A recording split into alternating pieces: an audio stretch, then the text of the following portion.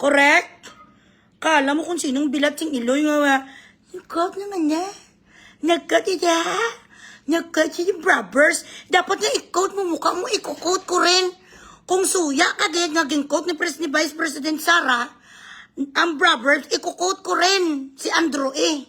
Humanap ka ng pangit at ibigay mong tunay. Kung gusto mong lumigay ang iyong buhay, humanap ka ng pangit at ibigay mong tunay. You quoted Sarah about her father that quoted brothers. Now I would like to quote Andrew E. Kung gusto mong lumigay ang iyong buhay, humanap ka ng pangit at ibigay mong tunay. Guilt is personal. Eka nga. Saan siya nag-aral? Paki-research, be. Saan isang lupalop na gano? Nanggaling. Gusto ko makausap kung kumuha niya sa philosophy before. Sabi ko sa inyo, ayaw ko talaga itong patulan.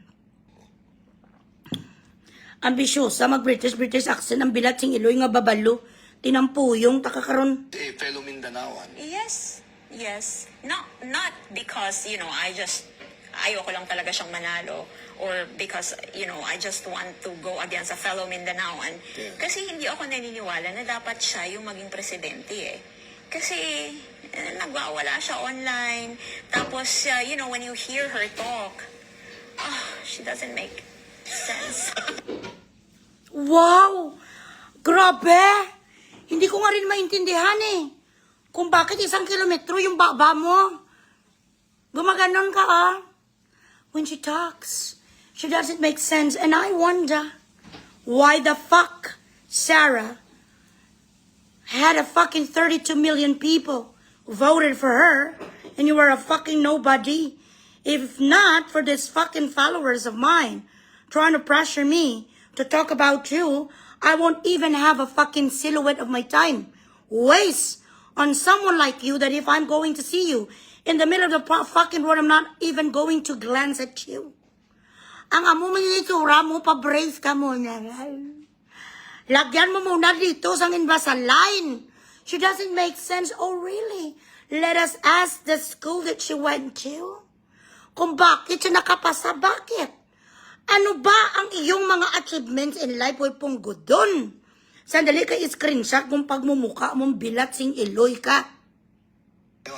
So, do you have any intentions of contradicting that perception because you have your own candidate? Example lang to, na kalaban niya.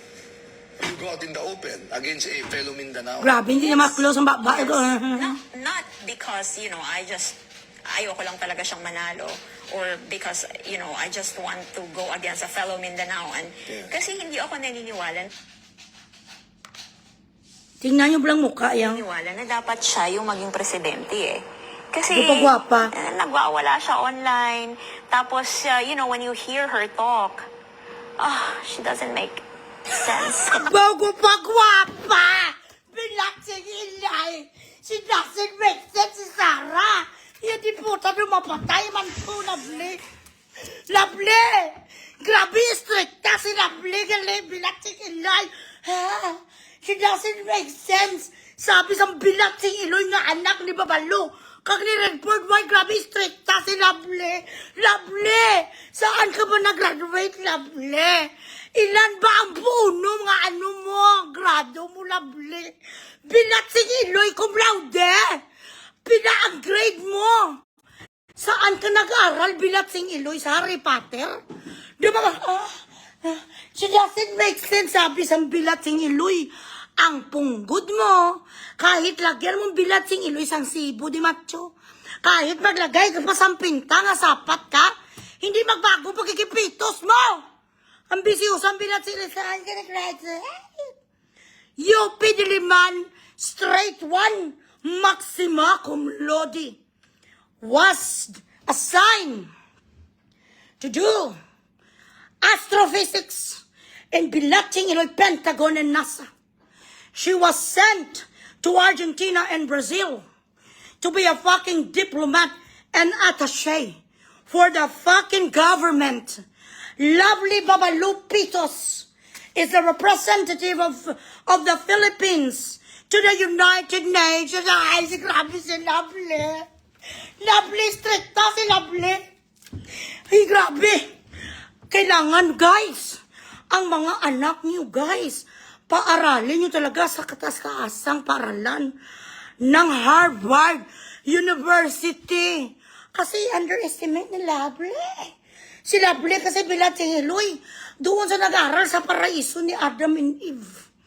Alam ni Lovely where the snow is kept. She memorized the astrophysics of the galaxy. She knows the heavenly bodies in the Milky Way. She discovered penicillin. She was the one who invented Facebook. She created Google.com. She is one of those people during the Sicaw in Balintawak who signed the Constitution of the Philippines because as of Sara Duterte being the Vice President of the Philippines, Lovely the Babalo and the Pungudun Lovely the Bilatsing Iloy, ang iyo di puta nga pito, she is not contented, apparently, of the achievements and the accolades of our Vice President. So I must think that this woman graduated with flying colors. And not only in fucking local schools in the Philippines. Maybe she went to Montessori. Or maybe she was in a Brent school. Is she a daughter of a sheikha? Is she one of the lineage of Queen Elizabeth, maybe? Or maybe she was in Eton. Bilatsing Iloy, si Lovely ka strict tayo, di puta. Ang kailangan sa atin, guys, i-memorize yung ang table of elements. Memorize the table of the elements and memorize the Milky Way and you should memorize the calculations of how the cumulus cloud and the precipitation and condensation of the earth before we could actually get rainfall. You should memorize how the Amazon River could protect the world. You should even memorize what is the importance of the Strait of Hormuz. You should also memorize gestational diabetes. And also, you should memorize about how amoxicillin was created. Because Lovely is a very strict fetus. Strict si Lovely, guys. Oh my God. The nerve of the Babalo to question the educational attainment of a vice president, and not only vice president, a person who was a mayor, a woman who took up 2 degrees before becoming vice president of our country, and this fucking nobody who does not even know how to really put up an argument and does not even know how to support her arguments. Na bakit ayaw mo si Sara? She doesn't make sense. She doesn't make sense. In what way? Bakit? You didn't understand you did not understand the languages she was using? Was she speaking in Mandarin? Was she using French?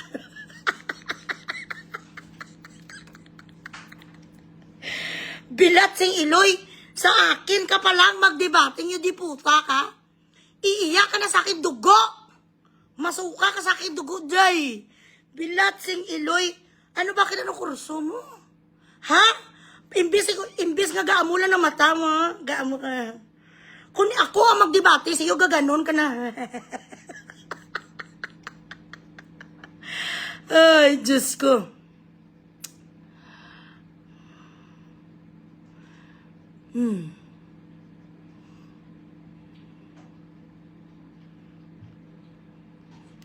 Mauya mo ta kay Lovely Babalo. Bilatsing Iloy mo tay aanay ang imong ipon. Alpot.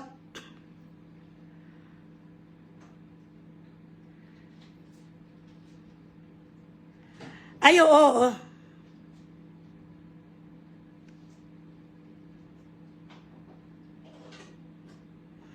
Wala pa gani.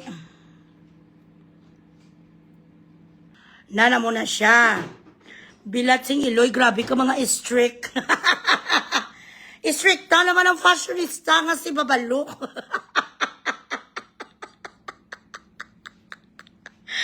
Mga ganito, mga klaseng kaway natin, guys, wala ko na time. Sa totoo lang. I want someone na kapag nagdebate kami, kung meron kaming argument, na wala akong wala isasagot. Nga sana for the first time, wala akong isagot. Kaya mo ne, itong gusto nyo nga kulatahin, itong gusto nyo nga bugrisin ko, ayun buta, gagawin ko lang ni sa clown. Ayan, but Diyos ko, Lord Jesus. Oh my gosh. Oh my God. She doesn't make sense. Ang basang alpot.